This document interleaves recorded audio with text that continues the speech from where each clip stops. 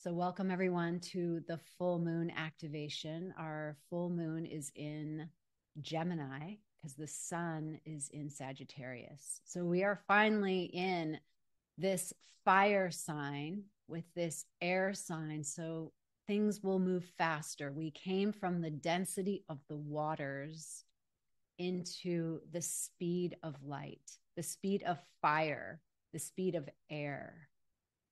And so this new moon is highlighting what freedom have you created for yourself? Freedom of who you get to be. And so our gene key, the sun is in gene key 34. And I love this gene key. And I'll tell you a little bit about what I did to prepare for this gene key. But it is the shadow of force, the gift of strength, and the city of majesty. So we get to put on our crowns today. And the programming partner of Gene Key 34 is where the moon is. So the sun is lighting up the moon in the programming partner of Gene Key 34, and that's Gene Key 20. And it's a very feminine gene key. So we have yang as the 34 and we have yin as the 20. And that is the shadow of superficiality, the gift of self-assurance, and the city of presence. So that gives us a little clue about where we're going today as we unlock the codes inside the sun and what our conscious awareness. So remember, the moon is our conscious awareness. When it is full, it is that which is being lit up. So we now have visibility into what was maybe not so visible inside of us. And we've just gone through a huge Scorpio season, unearthing it, bringing it to the top. And that shows us our pathway of ascension. And this is important to this transmission today. So gene key 34 is the gene key of this evolutionary energy that has survived. It is survival energy. Notice you're here. Notice that you are here from a long line of people. I remember just the other day, Vika was on she was in Inner Circle, and she was on one of our Sovereign CEO VIP sessions. And she was just saying how she's from Russia and how amazing it was that she was here. She is the gift of her ancestors. You are the gift of your ancestors. Like, they made it. And if you think about everything that the people of Russia have gone through with wars and genocide and famines,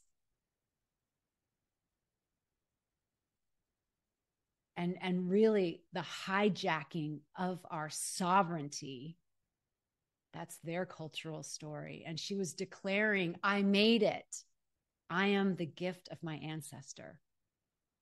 And each one of us can say that we've made it. We are more than our lineage.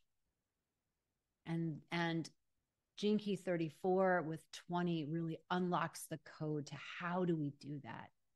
So imagine that we are these, like, you can just feel this in your body, because these are very embodied gene keys. They want you to feel it. So just imagine that you were this maybe even single cell amoeba, and then you like moved into multiplicity from pressure. And that pressure from multiplicity created life forms that we now call reptiles and amphibians and mammals. And so imagine that we're four-legged and all of our feet are on the ground. And we get the call from evolution that to survive, we need to stand up straight. So this gene key is that force gene key that has our bodies moving up straight. Like maybe we don't even know why. But we don't even care because it's not thinking, it's just doing us. That is the power of life force energy. And each one of us is connected to that power. And where it goes off the charts in Gene Key 34 is when we start to force things, because we know we can. We can force things. We have a will. We were given a will. Our determination matters. And some of us have had to really know that by slamming into brick walls, right? I guess I can do that if I want to. I guess I can try to force everything if I want to. Because this is power inside ourselves, inside our DNA. This is the gene key of power. It is very Mars energy. It is, I am determined and I will win. I will survive. I want you to have that at your disposal. You know, too many people on the spiritual path, we lose that. We lose that power center. We become collapsed and we're like, oh, I'm just going to surrender. We don't realize that it is a both and. It's the yin and the yang. That was definitely my path. Overdoing it to like not doing it at all. And then having to come into this yoga of working my will with the divine will. Because after all, I'm here to play the game. And so it goes off the rails when we will force our way through and there's a brick wall right there. And we decide that we're just going to hit it instead of something else. We're going to talk about that something else in a moment. It also, this energy shadow of force is also the energy of trying. Richard Rudd says this, that trying implies forcing something to go a certain way when it won't easily go there on its own. Isn't that interesting? And we notice how we can say out of our mouth the word try. I'm going to try to make it. I'm going to try to do this. It's a super disempowering way to use language. Notice when you employ that word, what am I hiding from in the try? What am I not saying in the try? That's where we get to be really real with ourselves. He says each time someone is caught in a space of trying to make something happen against the flow, they are under the influence of this shadow frequency. So because this frequency is just pure power, pure energy, and we get to direct it where we want to direct it. In this frequency also, I want to presence this. He says the body's real nexus of intelligence is centered in the belly. We know that. We know that as divine feminine women, that the nexus, the power center is in the belly, in the womb space. That whole area is a power center for us. This 34 shadow bypasses the belly-centered intelligence and tends to lead you into unconscious mental loops within the brain. How many can know what I'm talking about? Yeah, unconscious mental loops. Holy shit. I think this freaking full moon that has been squaring Saturn is the looping full moon. So if you've been looping, that this is just some of the energy that's present right now with this Gemini full moon, and it's squaring to Saturn. I know I've been looping. And my colleague and I were laughing about that the other day. So force is always rooted in the mind, where power comes from the belly. Power is natural, grounded, and universally connected to all of life, flowing as it does from the great umbilical center within your being. The awareness within the belly is beyond self-awareness because it's beyond the self. And I know a teacher who's very much like a sexual awakening teacher. She invented the crystal wand, and she talks about how the womb is the portal to the unconscious. She was saying that back in the 80s during, or maybe it was early 90s, the Iran-Iraq war or the Iraq war, she was feeling all of the US soldiers and the fighting inside of her womb whenever she would do this womb work. Yeah, the body and the belly never lies. So these are the things we're seeding as we go into the frequency that this gene key wants to deliver us to as divine feminine women. This is a little bit of a shift. So let's presence that the repressive nature of this gene key, of the shadow, can hide from its power. So where are the ways that we hide from our power and we let other people tell us what's true for us, or that we let other people walk all over us? And then the reactive nature is the opposite. So these energies have the polarity inside of them. So we either bully our way through, we charge our way through, or we give up on the continuum. And there's obviously lots in the continuum. So the gift is strength, and he calls it the Olympians. And the city is majesty. And so what I want to take from here is my pathway with Gene Key 34. So after I read this, I went on to watch the movie Braveheart. Anybody seen Braveheart?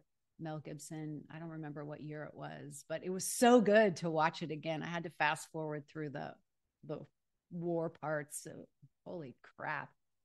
It really got me attuned to humanity's evolution and this idea of fighting, hand-to-hand combat, bloody fighting for power, for land, for sovereignty. Before he was beheaded at the end, they kept saying, ask for mercy from the crown, ask for mercy from the crown. And his last word, they all thought he was going to chant the word mercy, and he chants the word freedom. And then his head gets cut off. This is William Wallace, who was a part of history of making Scotland a country, fighting the crown for sovereignty. And he embodies that archetype, the Braveheart archetype embodies this Gene Key 34. Just pure, raw Mars power coming through this being with like penetrating eyes that have like lightning bolts through them that enroll people in a possibility bigger than themselves. He takes on this mythic Olympian way of being through his embodiment. This is very much a body gene key. And he steps into the archetype of the hero. So as I contemplated that, because we have wars going on right now, and we have that level of combat happening right now where we have seen villages and children and women all decimated, same as in 1200 or 1300. I think it was 1314, somewhere around there. I was contemplating that trajectory of humanity, that force energy of humanity. And it's up to us in this moment, up to the collective, and I'm going to say the divine feminine collective, of how do we want to use that life force energy. And so many of us have abdicated power because we don't want to use it that way. That's destructive. So, what holds the key then to the highest frequency of 34? And for me, I'm going to say it's the divine feminine descent into the belly, into the womb. And it really shines the light on Gene Key 20, because to get there, we got to get really present. And it does take heroine energy, heroes and heroine energy. The reason why is because the battle is inside now. It's not outside.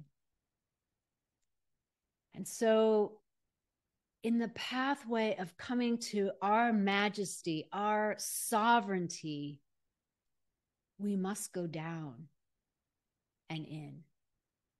And that terrain can be very scary to the mind. Otherwise, everybody would be doing it. And when you've done it, you've enough times, you start to train yourself that it's okay to face those things, because there's buried treasure underneath those fears. So Gene Key 20, where the moon is shining, is that place where we are way too busy. This shadow frequency of superficiality is busyness.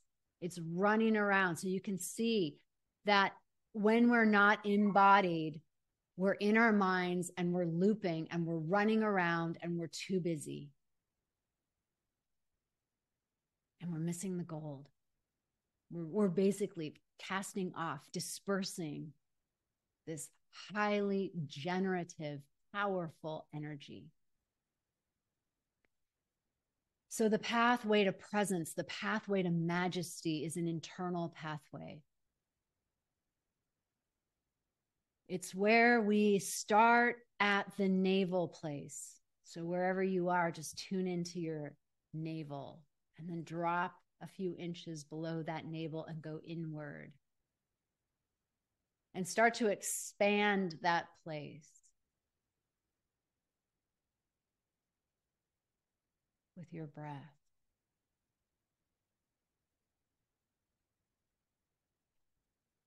And in that place, the secrets will unlock.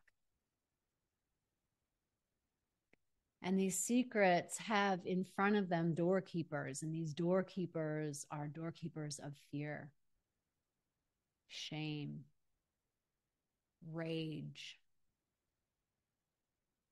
victimization.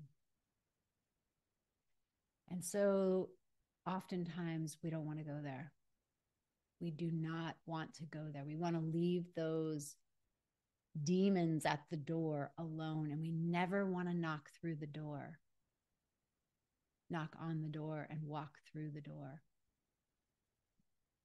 because there's these scary monsters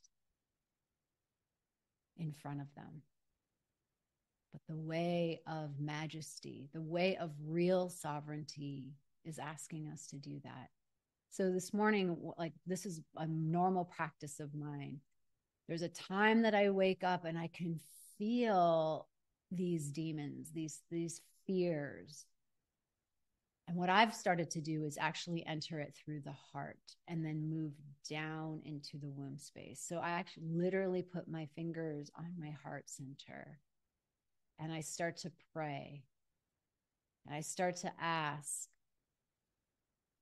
that the doorway of the heart opens and that my compassion expands to hold all the things that my mind and ego are afraid to see.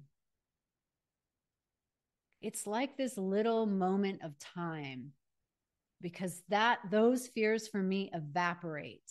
You know, I can get up and go and then I'm in my life and they're gone. But what I know about those energies is that they're blocking something. they want to be seen. There's a treasure underneath them. So as I go into the experience of the heart and allow the heart to alchemize, allow the heart to create enough safety that I can begin the descent. And that descent is into that energy. And you can feel it going down. It's down into your body. And you can support yourself by touching yourself, holding on to yourself, keeping your hands on your heart, whatever it is that supports that descent into the frequency of that energy. Like, let us be a parent, like a mother, divine mother, saying, oh, I'm so curious. What's here? What's here, little one? And then images. So once the descent happens, for me, images start to come. And I saw my little girl hand. And I saw the side of my little girl face. And I know that there's something in that little girl that experienced a fear. She experienced not being safe. You know, when we're little, we don't understand the world. So any external input could cause a fear because we just didn't know.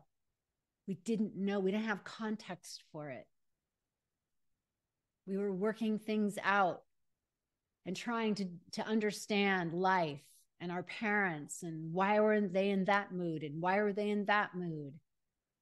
And all of that gets internalized. And that's the real journey right now, not these outer wars. So as we go in and we feel that descent and we witness the images coming up, we witness the emotions coming up, we allow whatever wants to come through, whether it is rage or fear or screaming or crying or shaking, we allow it because that's the portal. It's the doorway. And then underneath that breaks open and into something different. It always morphs. The energy, whenever it's seen, always morphs. It reminds me of the tale of Inanna, when her helpers came back to get her body and they descended into hell. And what did they do to Ereshkigal, who was her sister, who condemned her to die on a meat hook? They listened to her. They said, tell me about your grief. Tell me about your pain. And she did. And they just held space for it. Isn't that interesting? In an ancient Sumatran tale, that's really what happened. And then that's not even an interpretation, like that's in the tablets. And because of their empathy and their witness, she grants them a wish, and their wish is to take Inanna's body back up to Middle Earth. And so they take her body out of hell, of Hades, and her body gets restored. And so we have that same ability to witness and meet those parts of us with that empathy. And your heart may be beating fast, like something bad's going to happen. I'm going to be annihilated. But when we hold that with the witness, with the love and compassion of Divine Mother, then we can go there. And when we go there, it morphs, it dissolves, it shifts, it changes, and the energy changes. And then we start to get into our body. And when we're in our body, as Gene Key 34 says, there are no problems. There are no problems. Have you ever experienced that when you're really in your body? Everything just is what it is. And then there's your movement through it. And that leads us to majesty, because majesty is sovereignty. And sovereignty doesn't come from our mind of, I'm going to posture this position and everybody needs to accept it, or I need to accept it. No, it comes from our embodiment.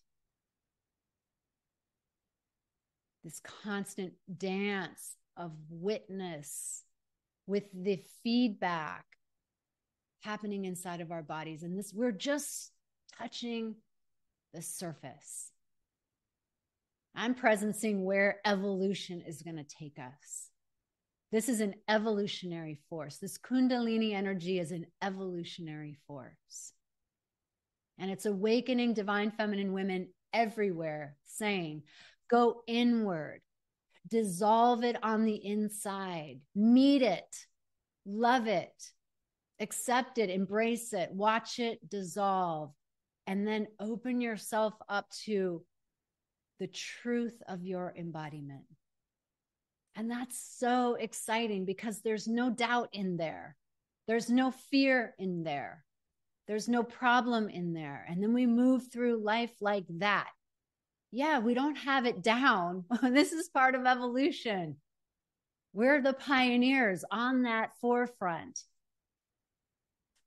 of reacquainting ourselves with the terrain inside to become the Shiro of our own story. And so today, as well, we'll be at direct at the full moon in about, I would say 12 to like maybe 15, 16 hours. We're going to be direct on the full moon, and that moon is lit up in presence. Being so totally present to your experience in your body that you can dissolve that, you can meet that in a second, in a nanosecond, because there's this fluidity that we're creating with the feedback mechanisms of our being. That's how we get to govern. That's how we get to live. That's the new humanity. That's Homo Luminous. That's living the light in our 3D bodies. And that's the evolutionary impulse of Gene Key 34. So let's rub our hands together.